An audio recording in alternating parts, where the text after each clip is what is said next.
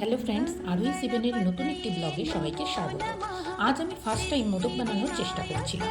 Ganesh Chaturthi special ক্ষীর মোদক আমি কিভাবে বানালাম তা তোমাদের সাথে শেয়ার করব। প্রথমে দুধ গরম করে তাতে একটু ভিনিগার দিয়ে ছানাটা বের করে নেব। ভালো করে ঠান্ডা জলে ধুয়ে নেব। প্যান গরম করে ঘি দিয়ে ছানাটা হাতে একটু ম্যাশ করে ওই ঘিতে দিয়ে দেবো। 1 কাপ মতো লিকুইড দুধ, হাফ বাটি মতো চিনি, 1 বাটি মতো গুঁড়ো দুধ, এলাচ গুঁড়ো আর ড্রাই ফ্রুটস অ্যাড করে ভালো করে নাড়াচাড়া করতে থাকবো। আগেই থেকে ভেজে রাখা কেসার ভেজানো দুধটা অ্যাড করে দেবো। এতে করে একটা ভালো কালার চলে আসবে। বেশ মাখা মাখা হয়ে এলে নামিয়ে নিয়ে ঠান্ডা হতে দেবো। দেন মোদক বানানোর ছাঁচটাতে একটু ঘি মাখিয়ে ক্ষীরসাটাকে দিয়ে ভালো করে চাপ দিলেই তৈরি হয়ে যাবে ক্ষীর মোদক। দেন গোলাপের পাপড়ি আর পেস্তা কুচি দিয়ে গার্নিশ করলেই তৈরি হয়ে যাবে ক্ষীর মোদক। ওপর থেকে একটু মধু ছড়িয়ে দেবো। দেখো বন্ধুরা, মোদকগুলো একদম পারফেক্ট শেপে তৈরি হয়ে গেছে। গণেশ পুজোয় আমি আরও কী কী আয়োজন করলাম তার আপডেট পেতে হলে আমার চ্যানেলটিকে ফলো আর সাবস্ক্রাইব করতে ভুলো না। টাটা।